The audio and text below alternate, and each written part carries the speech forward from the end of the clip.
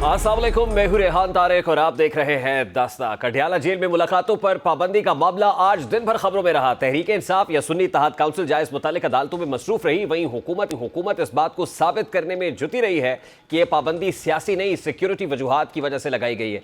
जब से अडयाला जेल में मुलाकातों पर पाबंदी लगी, उसके बाद एक इम्कान यह भी जाहिर किया जा रहा था कि शायद अब 2 हफ्तों के लिए अडयाला में केसेस की समाअत भी ना हो। लेकिन बरक्स आज अडयाला जेल में 190 मिलियन पाउंड रेफरेंस केस की समाअत में इस्तगासा, कौमी एहतसाब ब्यूरो के मजीद 3 गवाहान के बयान कलमबंद कर लिए गए हैं। आज की समाअत में जेल हुक्काम ने सिर्फ 6 वकला को अंदर जाने की इजाज़त दी। जेल हुक्काम ने सिर्फ 6 सहाफ़ियों को कार्रवाई कवर करने की इजाज़त दी। मीडिया को जेल से 2 किलोमीटर दूर कवरेज की इजाज़त दी गई, जबकि जेल के अंदर और अतराफ की सिक्योरिटी भी सख्त कर दी गई थी। दूसरी जानिब आज इस्लामाबाद हाई कोर्ट ने बानी PTI इमरान खान से अडयाला जेल में मुलाकात की इजाज़त के खिलाफ अपीलों के काबिल समाअत होने पर फैसला महफूज किया। इस्लामाबाद हाई कोर्ट के चीफ जस्टिस आमिर फारूक और जस्टिस तारिक महमूद जहांगीरी ने अपील पर समाअत की।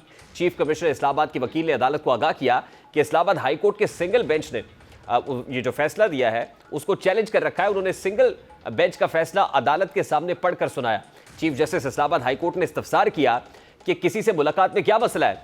सरकारी वकील ने कहा कि प्रिजन रूल्स 1998 के तहत मुलाकातों के हवाले से वाज़ेह है। PTI वकील न्याजुल्ला न्याजी ने कहा कि सिंगल बेंच ने 3 मुख्तलिफ दरखास्तों पर फैसला दिया है। सरकारी वकील ने दलाइल दिए कि सिंगल बेंच का फैसला प्रिजन रूल्स की खिलाफ वर्जी है।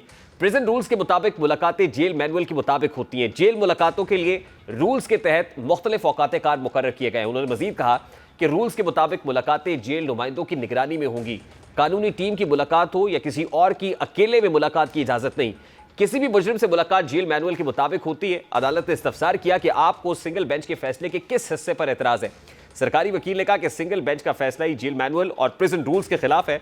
अदालत ने कहा कि अगर अदालती फैसले पर अमल दरामद ना किया गया तो जुर्माना आयद करेंगे।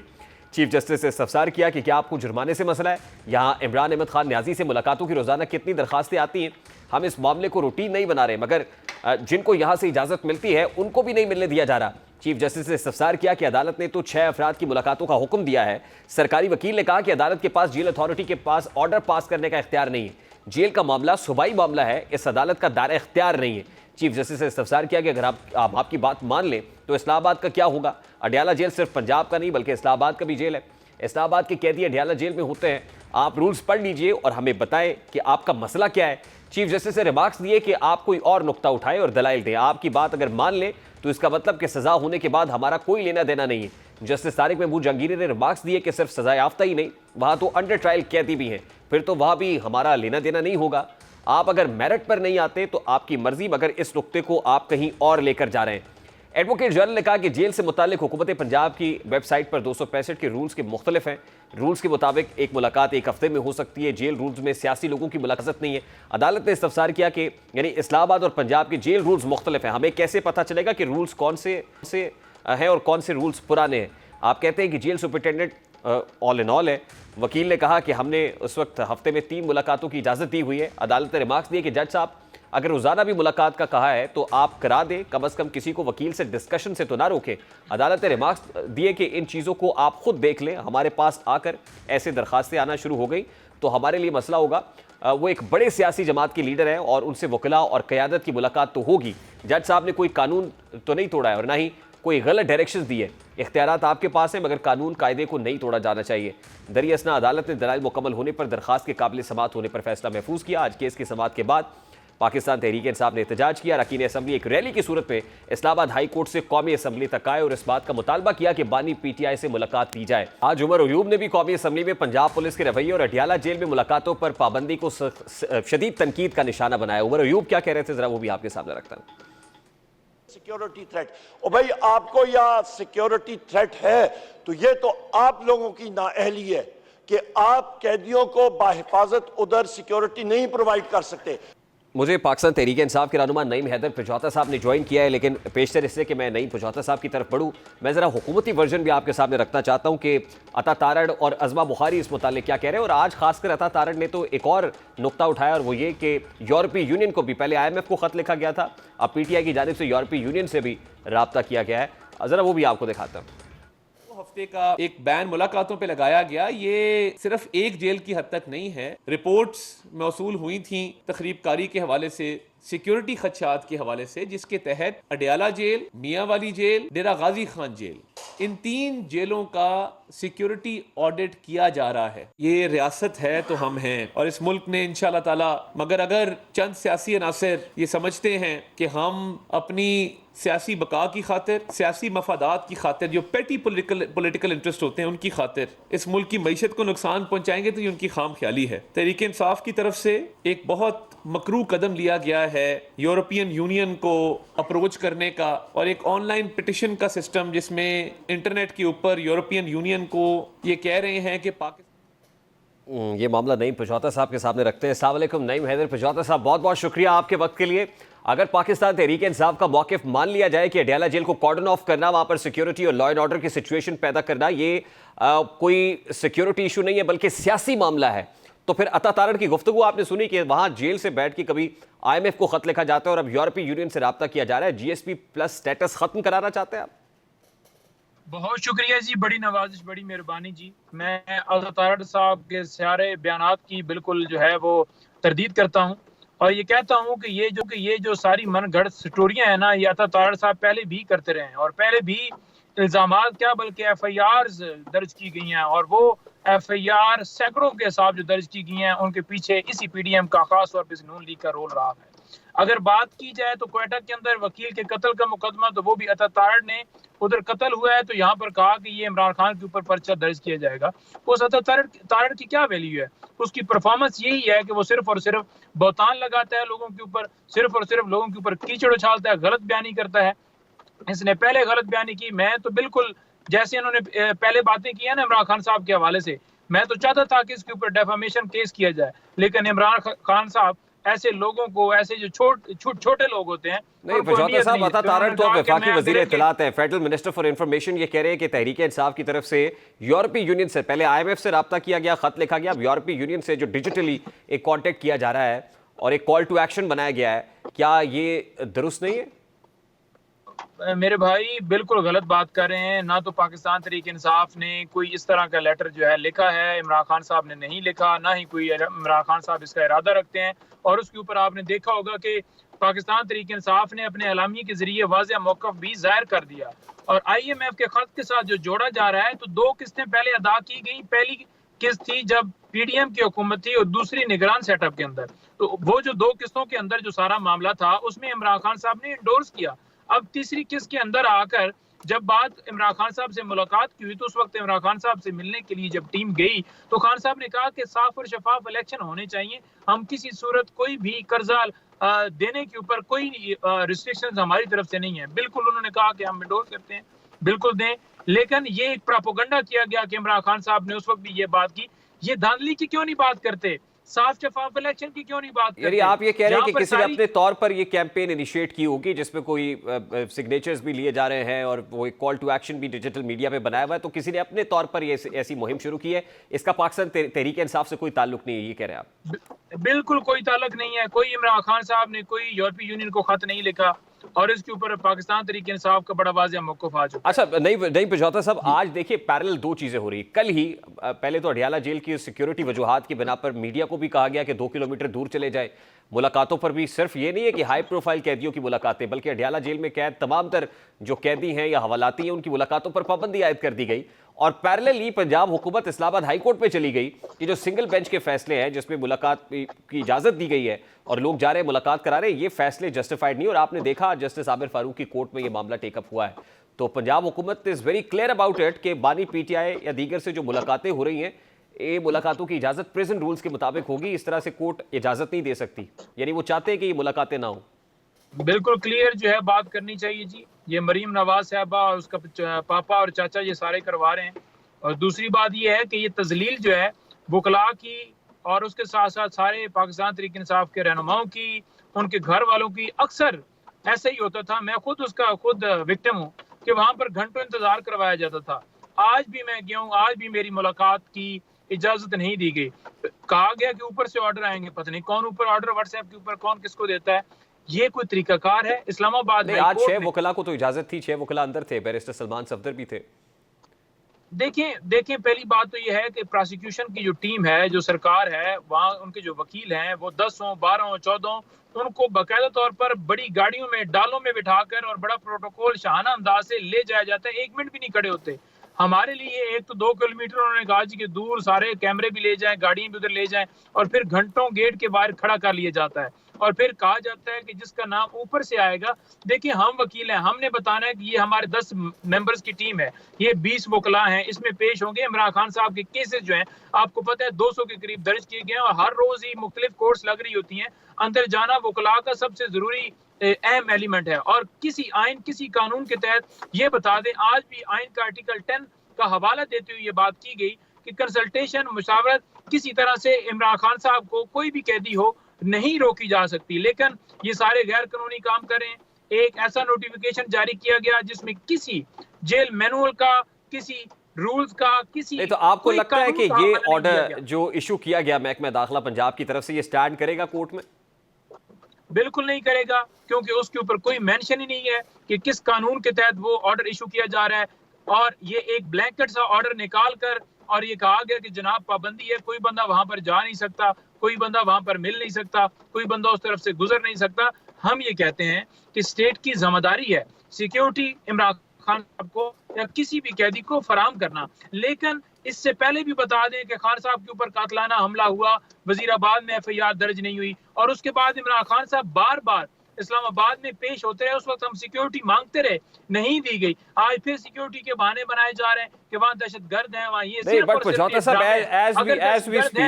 एज वी स्पीक जो तसलसल के साथ मामलात हुए, वहां पर कैदियों के दरमियान लड़ाई झगड़ा हो, फिर 3 दहशतगर्द पकड़े जाना हो, तो आपको नहीं लगता कि सिक्योरिटी सिचुएशन तो है और लॉ एंड ऑर्डर का प्रॉब्लम तो है जिसको लेके ये गैर मामूली ऑर्डर करना पड़ा? देखिए, मैंने कल भी प्रोग्राम के अंदर ये कहा कि वो जो एहलकार पकड़े गए थे, वो जो ये कहते थे कि जनाब कोई लोग दहशतगर्द पकड़े गए हैं, वो किधर गए हैं?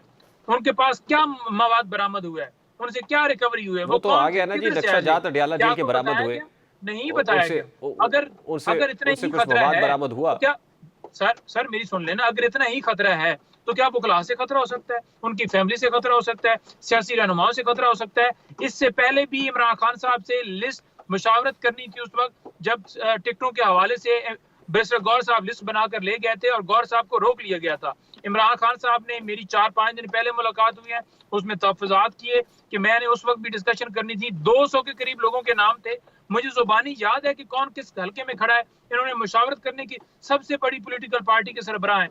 आज आप देखें कि कौम किस तरफ खड़ी है, कितने वोट पड़े हैं। 90% अवाम ने इमरान खान के हक में वोट डाला है और आप उसको टिकटों के ऊपर। अच्छा, मुझे पचौता साहब ये बताएं कि इस वक्त पाकिस्तान तहरीक इंसाफ के अंदर क्या कंसेंसस है, यानी काउंटर स्ट्रैटेजी क्या होगी? एक तरफ तो अदालत में चले गए ना, दूसरी तरफ ये जो एहतजाज वाला मामला है या सड़क गर्म करने वाला मामला है, कुछ ये भी आया मुतालबा कि अडियाला के बाहर एहतजाज करना चाहिए, तो क्या स्ट्रैटेजी बनाई गई है इस वक्त? कोर कमेटी में क्या फैसला हुआ है? देखिए, 23 तारीख को एक तो एहतजाज की हमने कॉल दी है, वो पुरअमन एहतजाज पूरे पाकिस्तान में होगा। जैसा कि आपको पता है कि 23 मार्च है, तो वहाँ पर पाकिस्तान तहरीक इंसाफ का हर पाकिस्तानी को हमने कहा है कि वो निकलें और भरपूर तरीके से उस दिन आवाम इंशाल्लाह निकलेगी। नंबर 1। नंबर 2 ये है कि हमने जो रजू किया हुआ इस्लामाबाद हाई कोर्ट में, कल समाअत है 11 बजे की, और हमने अदालत को ये कहा है कि ये हमारा हक है जो कोई छीन नहीं सकता। अगर अदालत हमें हमारा हक नहीं देती, डिले करती, या कोई इस तरह की हर्डल मजीद बढ़ती हैं, सुपरिटेंडेंट जेल अदालत के हुक्म के बावजूद अगर फिर नहीं मानते, तो फिर हम जाएंगे अडियाला जेल की तरफ और वहां पर जितने हमारे पार्लियामेंटेरियंस हैं, मेरी राय है, मैंने कल भी ये राय दी थी, और इंशाल्लाह ताला आप देखेंगे कि फिर जो है दमादम मस्त कलंदर होगा इंशाल्लाह। बहुत बहुत शुक्रिया नईम हैदर पचौता साहब आपके वक्त के लिए। तहरीक इंसाफ एक के बाद एक मुश्किलात का शिकार है। मखसूस नशिस्तों का ऊंट किसी करवट नहीं बैठ रहा। वहीं इस बात का पहले से अंदेशा मौजूद था कि सानिया 9 मई में मुलव्विस किसी किरदार को KP की कमान सौंपना तहरीक इंसाफ के लिए खतरे से खाली नहीं होगा। लेकिन PTI को भी मज़ाहमत का इस्तारा बनने का इस कदर शौक था कि उन्होंने बहुत से मौजू उम्मीदवारों के होते हुए भी अली अमीन गंडापुर को वज़ीर आला KP के लिए मैदान में उतार दिया। अली अमीन गंडापुर ने भी वज़ीर आला बनते ही उन तमाम खदशात को दुरुस्त साबित किया जो उनको लेकर अक्सरियत के दिमागों में थे। उन्होंने हल्फ उठाते ही न सिर्फ IG KP चीफ सेक्रेटरी को धमकाना शुरू किया, बल्कि सानिया 9 मई के हवाले से दर्ज FIR भी खत्म करने का मुतालबा करना शुरू कर दिया। इससे कबल कि अली अमीन गंडापुर और मुश्किलात का सबब बनते उनको रोकने के लिए अब इलेक्शन कमीशन में एक दरखास्त दायर कर दी गई है। ये दरखास्त जमीयत उलमा इस्लाम के एक रुकन की जानिब से जमा कराई गई, जिसमें असासे छुपाने की बुनियाद पर अली अमीन गंडापुर की नाअहली की दरखास्त की गई है। गुज़श्ता रोज़ इलेक्शन कमीशन ने यह दरखास्त मंजूर करते हुए वज़ीर आला KP के अली अमीन गंडापुर को 26 मार्च को डिस्ट्रिक्ट इलेक्शन कमिश्नर के सामने पेश होने के लिए नोटिस जारी कर दिया है। बुनियादी तौर पर अली अमीन गंडापुर के खिलाफ जो दरखास्त दायर की गई उसकी इब्तदाई समात में 2 रुकनी बेंच से इस्तदा की गई थी कि DI खान में 735 केनाल अराजी अली अमीन गंडापुर के नाम पर आर्जी तौर पर ट्रांसफर की गई। जमीन के असल मालिक आसिफ खान थे। अली अमीन गंडापुर की 2020 के असासों की तफसीलात के मुताबिक उन्होंने लैंड क्रूजर गाड़ी इसी ज़मीन को बेचकर हासिल की थी। गलत बयानी पर अली अमीन गंडापुर सूबाई असम्बली के नशस्त के अहल नहीं। अली अमीन गंडापुर अब नाअहली की उन पर तलवार लटक रही है। ये सानिया 9 मई के मुकदमा में मुलव्विस भी हैं और आला हल्कों को भी खटकते हैं। उनका अपना जार मिजाज है। अली अमीन गंडापुर वज़ीर आला मुंतखब होने से कबल और बाद में किस तरह के बयान देते रहे, जरा उसकी एक झलक आपके सामने रखता हूँ। चीफ जस्टिस है सुप्रीम कोर्ट के, उनसे गुजारिश करता हूँ साइफर के ऊपर जुडिशल कमीशन बनाया जाए ताकि कौम के सामने आए। हम मुतालबा करते हैं कि हमारी सीटें हमें वापस की जाएं और तब तक आपने अपनी तहरीक नहीं छोड़नी जब तक आपको अपना हक नहीं मिलता। मैं कश्मीरी हूँ, कहती है मैं पठान हूँ। पंजाब जाती है, कहती है मैं पंजाब की बेटी हूँ। नवाज शरीफ की बेटी है। मौलाना मैंने नोट भी खा, मेरा मूड बने, ये खुद भी खाएगा, आपके लूटे हुए माल को भी बचाएगा। इस वक्त पाकिस्तान पीपल्स पार्टी के मरकजी रहनुमा सेनेटर ताज हैदर साहब हमारे साथ मौजूद है। अस्सलाम वालेकुम सेनेटर साहब, बहुत बहुत शुक्रिया आपके वक्त के लिए। सर, सबसे पहले बड़ा सादा सा सवाल है, ये जो मिसाक मफाहमत की बात की गई पीपल्स पार्टी की तरफ से भी और नून लीग की तरफ से भी, पाकिस्तान तहरीक इंसाफ के लोग ये कहते हैं कि हम बातचीत के लिए तैयार हैं, लेकिन उसके लिए कुछ मुतालबात जो रखे हैं, खासतौर पर 3 मुतालबात हैं। पहला मुतालबा यह है कि 10 हल्कों का ऑडिट कराया जाए। दूसरा मुतालबा यह है कि जो गिरफ्तार कारकुनान है उनको रिहा किया जाए। और तीसरा मुतालबा यह है कि एहतजाज का जो हक है वो उसको एक्सरसाइज करने का मौका दिया जाए। आप नहीं समझते कि मुतालबात जायज़ है? देखिए, आईन और कानून के अंदर के दायरे में रहते हुए जो भी मुतालबा किया जाए वो जाहिर है कि जायज़ होता है। और बस ये देखना है कि आईन और कानून की हद को पार ना किया जाए और कानूनी तरीके इख्तियार किए जाए। अगर ऐसी बात है तो फिर ये एक बुनियादी मामला है और इस पे किसी भी इंसाफ और कानून से मोहब्बत करने वाले को एतराज नहीं हो सकता। तो आप समझते हैं कि जो 10 हल्कों के ऑडिट का मुतालबा किया जा रहा है ये होना चाहिए और हुकूमत को भी इसमें भरपूर मुआवनत करनी चाहिए PTI की? नहीं, मैंने तो आपसे ये कहा कि ये कानून के दायरे के अंदर रह के, तो जो इलेक्शन एक्ट 2017 है उसके अंदर रहते हुए आप जो है जो भी कार्रवाई है वो करें। इलेक्शन एक्ट 2017 में किसी हल्के को खोलने की इजाजत नहीं है। उसके अंदर ये है कि जिन पोलिंग स्टेशनों पे आपको एतराज हो उस पर दोबारा गिनती कराई जा सकती। तो दोबारा गिनती हो सकती है और उसके लिए बर वक्त आपको एप्लीकेशन देनी होती है। और जो दूसरा मुतालबा है ताज हैदर साहब, देखिए ये कानूनी, देखिए सियासी मामला नहीं है, कानूनी मामला है। एक मामले के ऊपर तो पीपल्स पार्टी ने अपनी कैंपेन के दौरान भी कहा था ना कि हम सियासी कैदियों को रिहा करेंगे। तो अब वो कह रहे हैं कि हमारे कैदियों को रिहा किया जाए जो पॉलिटिकली गिरफ्तार किए गए हैं। तो क्या आपको नहीं लगता कि पीपल्स पार्टी एक ऐसे मौके पर जब हुकूमत के अंदर मौजूद है, ऐवान सदर में आपके आसिफ अली जरदारी साहब बैठे हुए हैं, शरीक चेयरमैन है पीपल्स पार्टी के, तो ये मुतालबा तो फौरी तौर पर मंजूर किया जा सकता है? जनाब, आप ये आज की बात नहीं है, बल्कि हम हमेशा से ये कहते आए हैं कि जो बेगुनाह हैं उनको रिहा किया जाए और जिन्होंने जराइम किए हैं उन पर मुकदमा चलाया जाए। तो क्या वजह है कि लोग अभी अंदर है आज और पॉलिटिकली जो है वो एक तासुर है कि विक्टिमाइज किया जा रहा है उनको? जी, वो तासुर तो हमारा आपका काम है ना कि हम किस तरीके से तासुर पैदा करते हैं। लेकिन बात यह है कि जो कानूनी तरीका है वो चलना चाहिए और तफ्तीश के बाद अगर कोई बेगुनाह है तो उसको छोड़ा जाए। तो क्या ये जायज़ है ताज हैदर साहब के अडियाला जेल में तमाम तर कैदियों और हवालातियों को जो उनका बुनियादी हक है कि वकला से मिलने की इजाज़त दी जाए, मुलाकात की इजाज़त दी जाए, वो ना दी जाए, 2 हफ्ते के लिए पाबंदी आयद कर दी जाए, ये जायज़ है कानूनी तौर पर? नहीं, ये बात मेरी समझ में नहीं आती कि आखिर जेल के अंदर सिक्योरिटी का क्या मसला है। अगर जेल के अंदर सिक्योरिटी नहीं दे सकते आप तो जेल के बाहर आप क्या करेंगे? ये मैं मतलब जेल को तो मैंने अंदर से देखा है कई दफा तो वहाँ अगर सिक्योरिटी का इस तरीके का मसला मेरी समझ से बालातर है। और ये जाहिर है कि पंजाब हुकूमत कह रही है तो इसका एतबार करना ज़रा मुश्किल है। यानी आप ये समझते हैं कि ये सिक्योरिटी से ज़्यादा सियासी मसला है?